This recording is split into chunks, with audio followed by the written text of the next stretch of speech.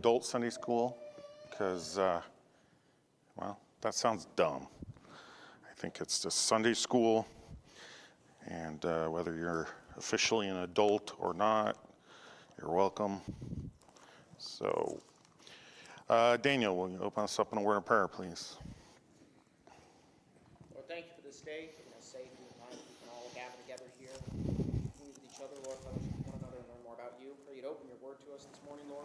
That you would give the teacher and the priest the words and have them bring to us, Lord, so that we can understand it, learn more about you, and apply it to our lives. I just pray, Lord, for those who are sick or injured, be with them, keep them strong and healthy. I just pray you keep us safe today. In Jesus' name, amen.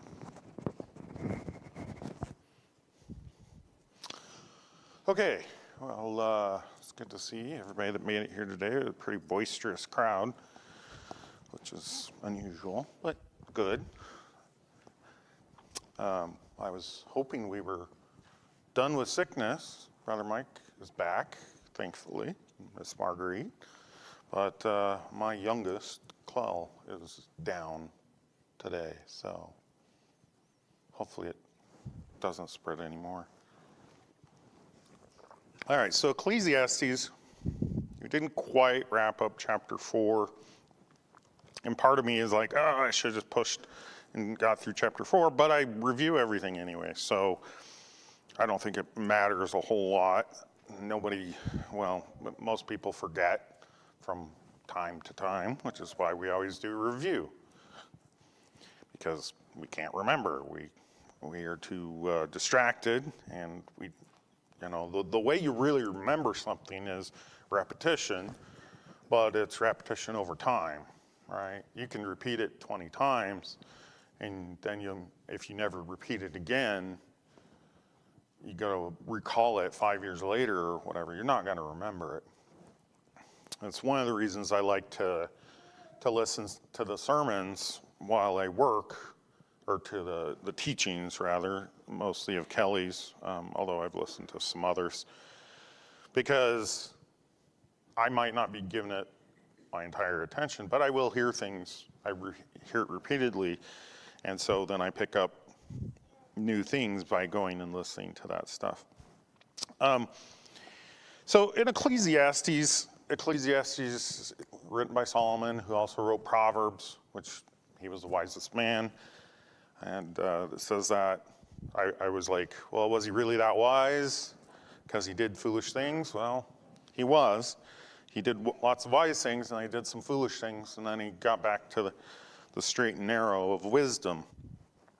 And so I take that as kind of admonishment or an admonition that no matter where you are spiritually, you can fall, and you can fall hard.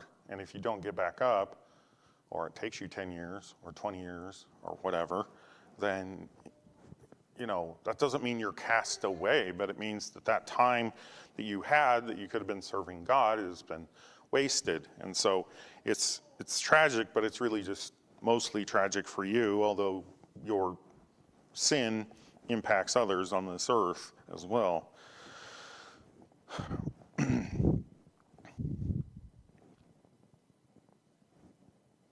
All right, so chapter 4,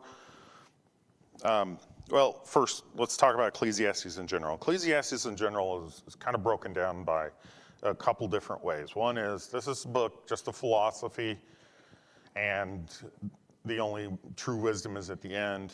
And then the other one, which I tend to lean more towards, is he's kind of talking philosophy in the first chapter, maybe this first and second, but then he starts, kind of taking two sides and arguing points. And my primary reason for that is because there's a lot of truth in here, and he does invoke God's name. And I don't think the wisest man in the world would be invoking God's name in a lie or something that was not accurate. So it's hard for me to just break Ecclesiastes out like that. But regardless, most people, regardless of what they believe, whether it's a book of philosophy or not, when they do a teaching through it, they'll go through and they'll take the true things he says, and they'll they'll point out the comments, or, they'll teach on those things.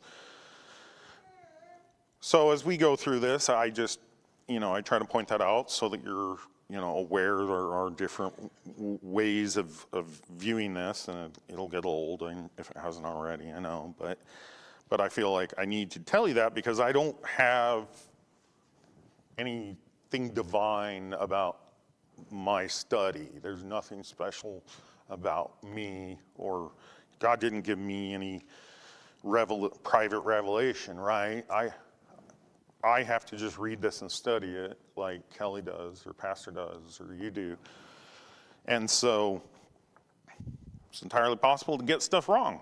And I'm sure I have, and I'm sure I will. And when I find out those things, I'll correct them. But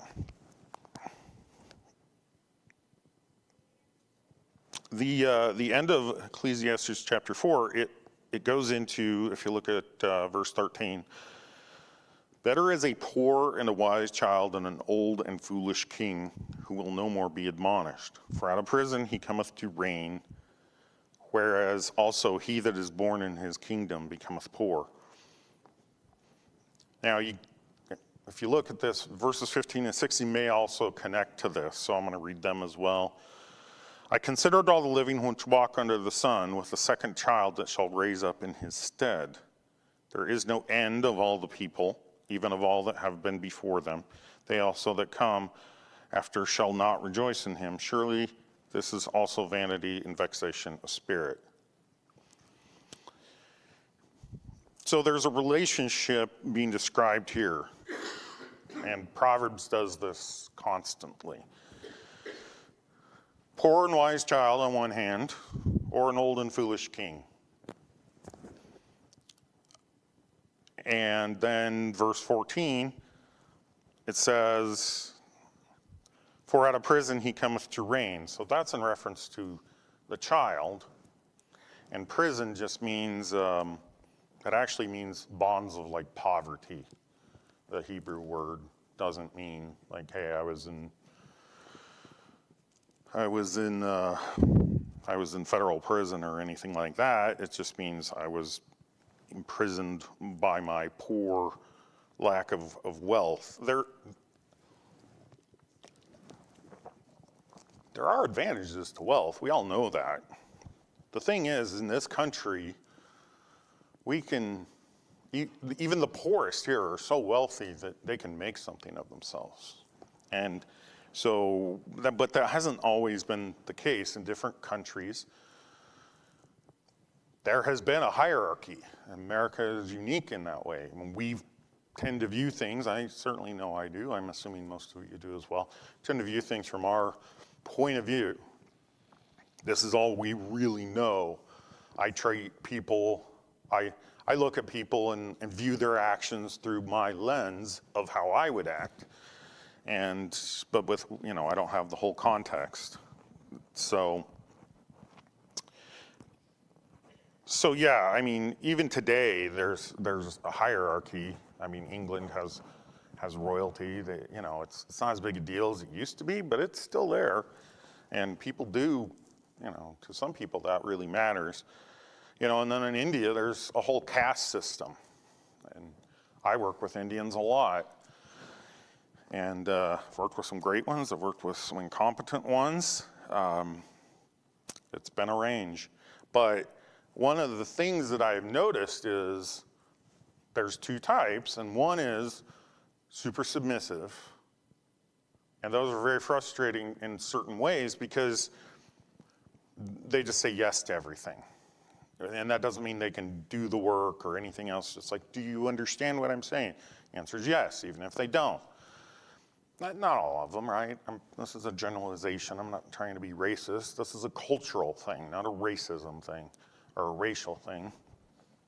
So, but then there are others who are very aggressive and will interrupt you and argue with you. And I actually kind of like working with those guys better in general because you can communicate. But they can be frustrating too. But that's just an example in this world of how even today there is a different level between the poor and the wealthy. I think in India, the religious is actually at the top, but that's certainly not the case in this country.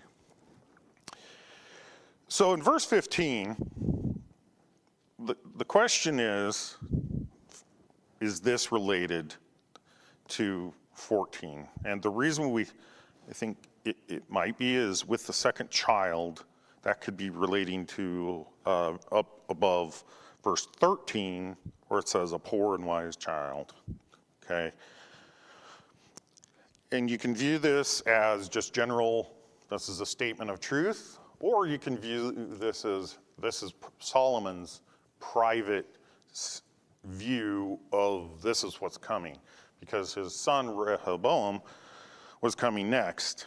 I tend not to believe that one because his child wasn't wise. Rehoboam split the kingdom through his foolishness. So I think this is more of a general truth, and it's talking about, an old and foolish king who won't listen to anybody versus a poor and wise child. The poor and wise child is better off, and he will succeed more. He'll have a better life. Verse 15, we say, under the sun. So once again, this is on this world. These are not eternal principles.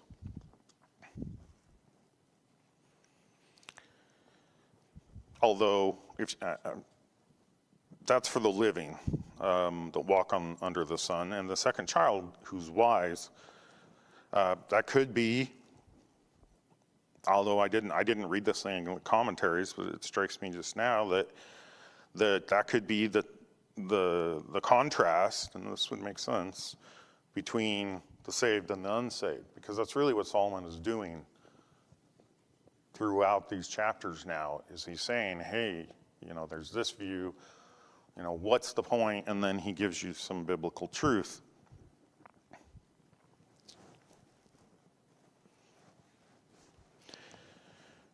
Verse 16 says, there is no end of all the people, even of all that have been before them. They also that come after shall not rejoice in him. Surely this is vanity and vexation of spirit. So once again, they also that come after shall not rejoice in him. Some commentators think it's Rehoboam. It's kind of an unsatisfying teaching lesson when I have to say, well, it could be this or it could be this, but I don't want to tell you definitively it's one way or the other. But they also that come after shall not rejoice in him. If that him refers back to the second child that stands up in his stead, then it could be Rehoboam. But you could also view it as shall not rejoice. One of the views is that they just forget him, and they forget the people and just move on with life. And many people are forgotten.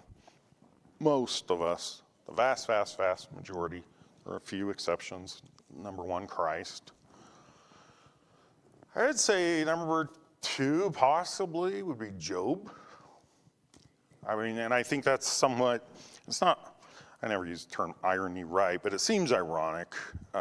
People also never use the term begging the question right. I've kind of given up on that one.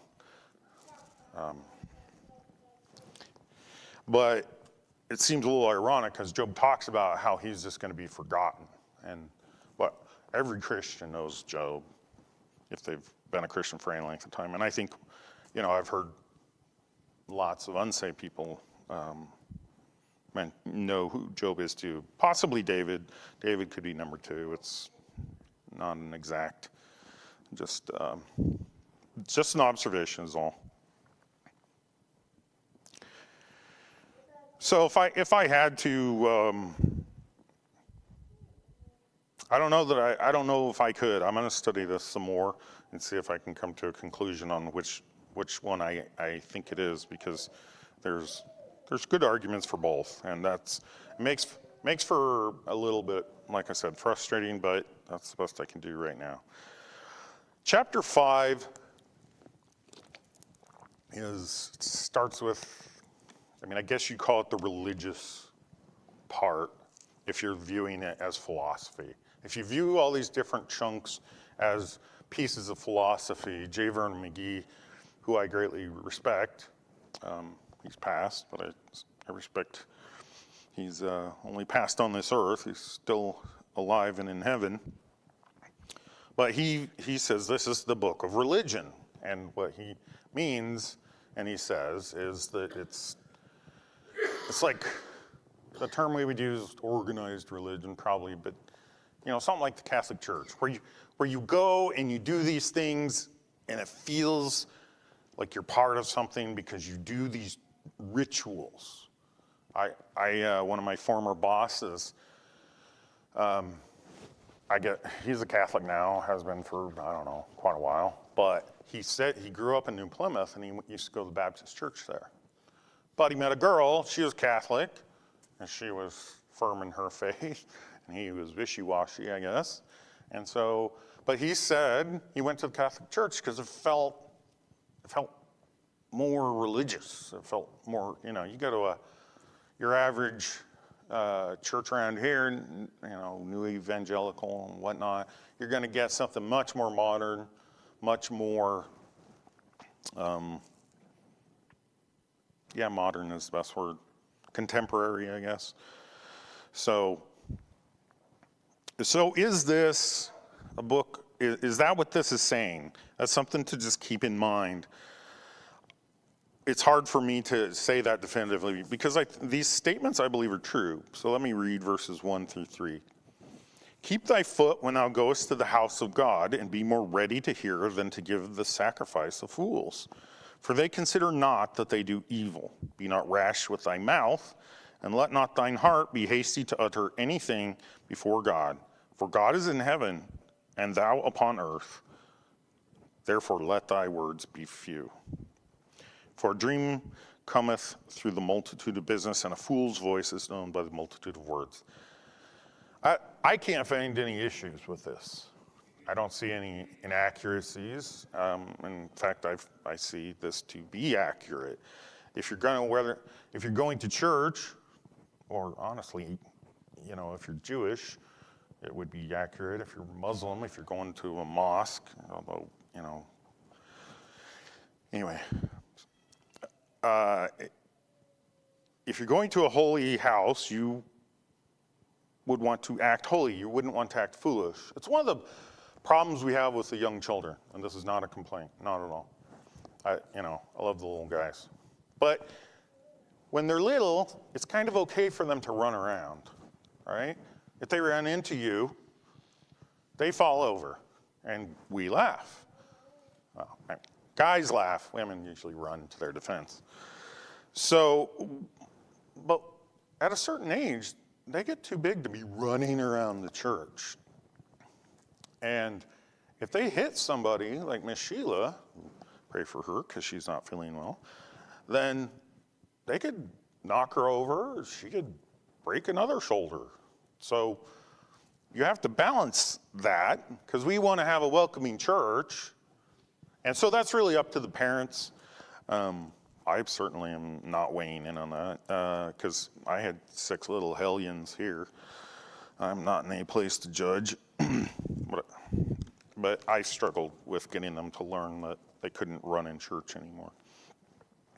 So keep thy foot when thou goest to the house of God. Watch your step. But there also is a connotation in the Middle East. The foot is a somebody threw their sandal at George W. Bush once. I don't know if he was must have been in Iraq or something. And the news commentators get on there and say, well, you see in the Middle East throwing, that's an insult because your foot is the lowest thing. It's like, yeah, we can figure out that's an insult, even in America. But it's an even worse insult, I guess. It's like if you double dog dare somebody versus just daring them. It's more powerful. So keep your foot. So your foot, there's a tradition in many cultures, Japan comes to mind, where you don't come in the house with your shoes on. I did not grow up in such a culture.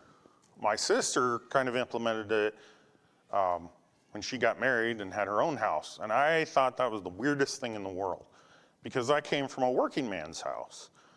And you didn't take your shoes off every time you came in the house because you were working.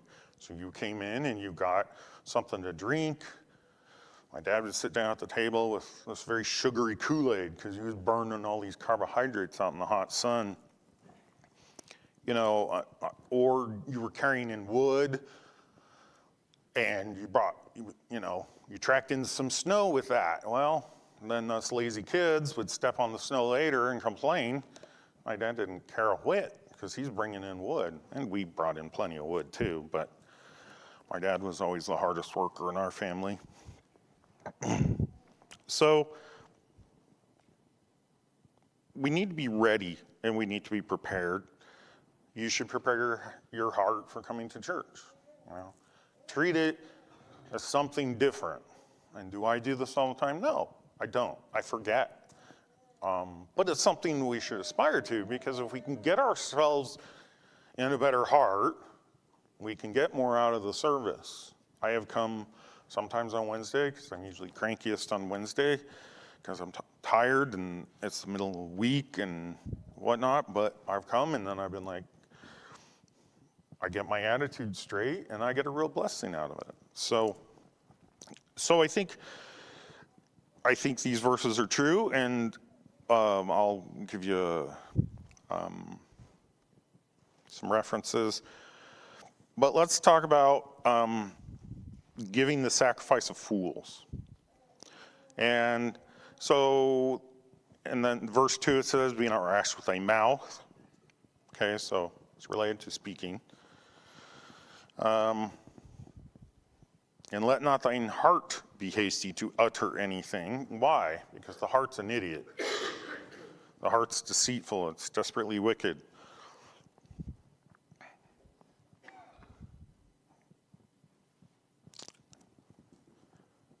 And then, for a dream cometh through the multitude of business, and a fool's voice is known by the multitude of words. We'll talk about the dream part in a minute, if I don't forget.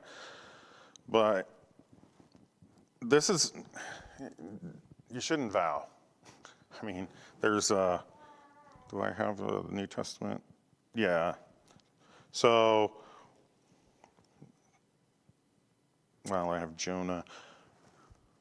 You have to pay what you owe. Now, it says, in verse 4, when thou vowest a vow unto God, defer not to pay it, for he hath no pleasure in fools. Pay that which thou hast vowed. Better is it that thou shouldest not vow than that thou shouldest vow and not pay. Suffer not thy mouth to cause thy flesh to sin, neither say before the angel that it was an error. Wherefore should God be angry at thy voice and destroy the works of thine hands? For in the multitude of dreams and many words there is diverse vanities. But fear thou God. So this is,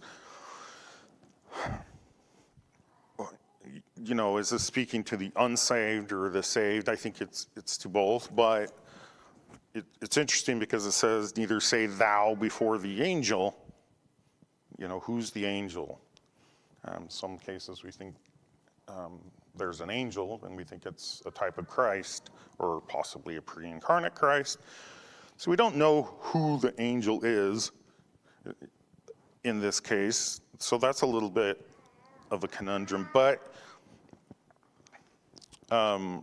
we shouldn't vow because God says not to. And I don't have the one I think it's in Timothy. So I apologize. I know there's a verse in the New Testament. So before we move on, let's talk about foolish vows. Because I think it's fun to talk about foolish things, because it emphasizes what not to do. And sometimes with my children, I can't, It's not that I can talk them into doing the right thing. It's like here's what could happen if you do the wrong thing. Bad things, very bad things. So, vows. All right, so Jonah was supposed to go to Nineveh, right? And he didn't do that. And he says, but I will, when he gets right, but I will sacrifice unto thee with the voice of thanksgiving. I will pay that I have vowed. Salvation is of the Lord. Now, just a side comment here. I found that fascinating. And maybe not fascinating because I've heard this a lot. But I find it interesting that Jonah said salvation is of the Lord. There is a verse in Timothy, a section of verses where it talks about the rich person doing good. And I should have written these down. But if you just take those verses out of context, you could see where you get the Ebenezer Scrooge, McDuck, and the Disney thing going around and selling stuff to try to go to heaven / avoid hell, because that's really what he's afraid of. But that's if you take it out of context. We know as Christians that works matter, but they only matter, so let me say that again. Our works only matter if we're saved. Good works by an unsaved person doesn't do them any good. Bad works hurt them, though. So I guess from that perspective, but it doesn't change their position as far as heaven or hell. It's not. I mean, why is that important? It's important because, I mean, the Catholic Church is really. They do this. I didn't know this, but we talked to our neighbor. He's from Costa Rica, and somebody died, and he needed to pay $300 to get that person a higher place in purgatory, maybe? He didn't want her to totally suffer. $300 in Costa Rica? I wouldn't want to pay $300 I'm in America. I mean, yeah, I'm a cheapskate, but still, $300 is not nothing. So for him, it was a huge deal. And then he figured out, I can sell one of my cows, and then I can pay this. So he was able to get $300, I guess, for a cow. So, but none of that matters. It's really a manipulation of people, and it's a horrible thing. And unless you've had much exposure to Catholicism, we're somewhat blessedly ignorant of that. I haven't had a lot of exposure. I've had some. All right, so we're not supposed to vow. He hath no pleasure in fools. This is true regardless. If you make a vow to God, that's a serious thing. And I've done it before, and I've regretted it. Do I think he holds it against me? No, I don't. I think it's treated as any other sin. But you should pay your vow if you can. But it's better. It's better to just not make the vow.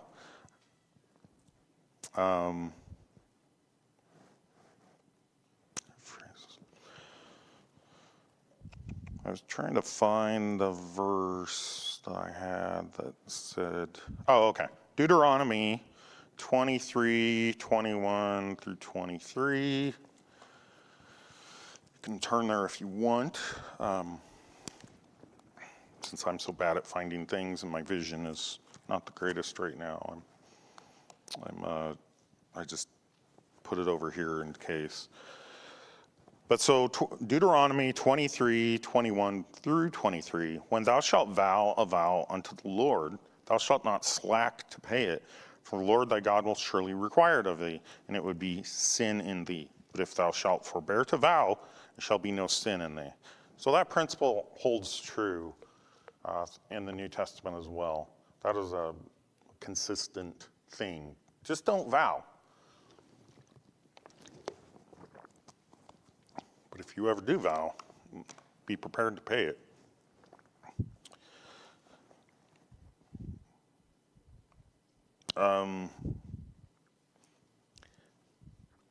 the first time, I think I gave God my word. I don't know if you call it a vow, but the first time I did make a vow once that it was because I was facing something. I was facing with expulsion over something I didn't do. And I made a vow, but then if it's like, I will not do this again, well, guess what? We fall all the time. So that's not a great thing. And I did it because I was serious at the time. But, if you say I'm never going to do something again, that can be really challenging depending on what it is. All right, so let's talk about the dream a little bit. There's a couple of references here. In verse 3, for a dream cometh through the multitude of business. And then in verse 7, for in the multitude of dreams in many words there are also diverse vanities. So I'm going to stop there. We'll save fear thou God for later. The dream, I think, is probably desires. I mean, I dream one day I'm going to win the lottery or something dumb like that.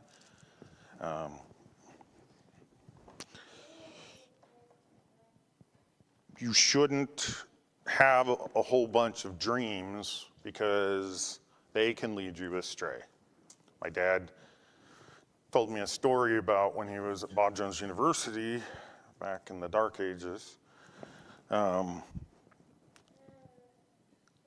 He had a friend who had a plan for his life. And that plan did not include getting married when he was in college. I mean, I don't know, memory is a little fuzzy. I don't know the exact details. But basically, he had met a wonderful girl, and she did not fit into his plans. And so he broke up with her.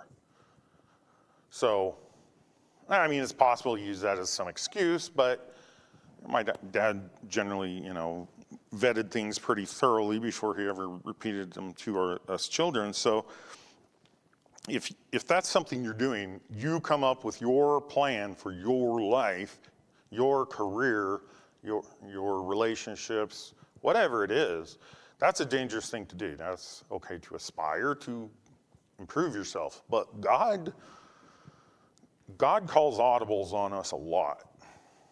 He wants us to be flexible. He wants us to be nimble. He wants us to trust him. He wants us to be faithful. And so if you have all these dreams, what the danger really is that will compete potentially with what God's will is for you. That can happen in all sorts of different ways.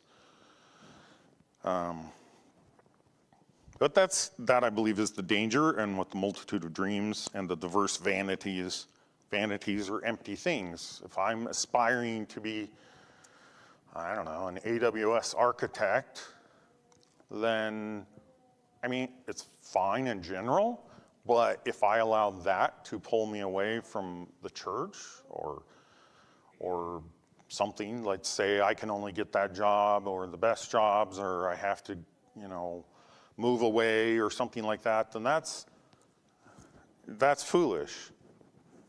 I don't think God would give me a job that takes me somewhere else except under very, very unique circumstances. And there'd have to be a good church on where I moved. I'm not judging anybody else. That's my personal belief. I certainly didn't used to believe that. I had a pastor get mad at me once. Wow. It felt like he was mad. It was harsh because I was just attending a church. I wasn't a member because, commitment on things like that scared me. And then I made the decision to move back to Idaho. And he was like, you should never have done that without talking to me. I'm like, who are you? Like, we weren't. He knew me, but other than, it's not like Brother Mike goes up and greets you and talks with you. He had just talked with me a little bit. So it felt very like, hey, this is my business. But where his point is and was valid is he was a godly man. He loved God. He would be wise counsel. So if nothing else, I should seek wise counsel. Now I just didn't include him in that, so he was offended.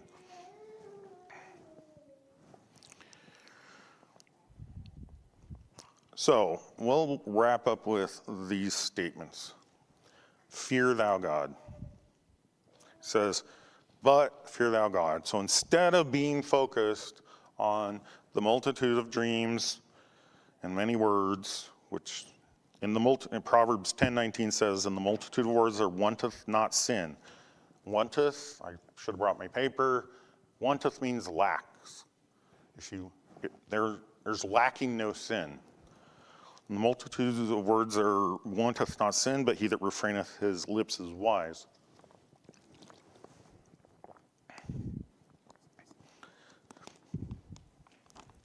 So the lesson here is fear God. And let's see here, if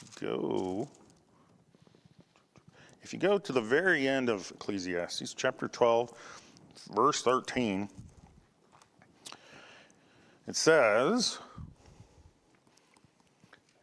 let us hear the conclusion of the whole matter. Fear God and keep his commandments. For this is the whole duty of man. For God shall bring every work into judgment with every secret thing, whether it be good or whether it be evil. It's something I try to remind myself daily. I don't always remember to pray about it, but because Proverbs, in order to be wise, you have to fear God. And why is this so important? Why did I spend so much time talking about it? It's because wisdom really benefits you. It benefits you incredibly in this world. We say, a Christian's life is hard. Well, sure it is. But I think an unsaved person's life is harder, personally. So being a Christian doesn't make life magically easy, but it's way better than the alternative. Not to mention, the eternal state of the soul. So we need to fear God so that we can have wisdom. And wisdom begets lots of things. It begets glory. Now, I'm not a glory seeker, but that's one of the things it gives you. It gives you honor. I'm not trying to seek honor. I want to be thought of as honorable. But it can bless you with riches, different types, not necessarily material things. But it also gives you grace. And who doesn't want grace? I certainly want grace. So God will, if you fear God, if you put that as the first part of your day, and you have that anchor, what you want to do throughout the day, it means, is this going, am I honoring God? Am I trying to do what God wants? We're not perfect, but if that's your main goal, that's what I want out of my kids. I don't expect perfection. I just want them to try to do the right thing. So if we're trying, we'll fail, and then we just keep trying. And I think that's a lesson that you can't really repeat often enough, because so often in life, things get very discouraging. And if you don't have your eyes on God, it can really take you down. So, but if you keep in mind that in everything give thanks, for this is the will of God in Christ Jesus concerning you, it helps a lot. I say that from personal experience. So I'll pray to dismiss.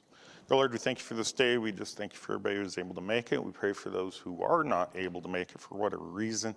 We just pray that the sickness would stop spreading. You would heal those that are sick, Lord. I pray you keep my house as free as it can be from sickness. And I just pray that you would help all of us in our daily walk, our lives, help us to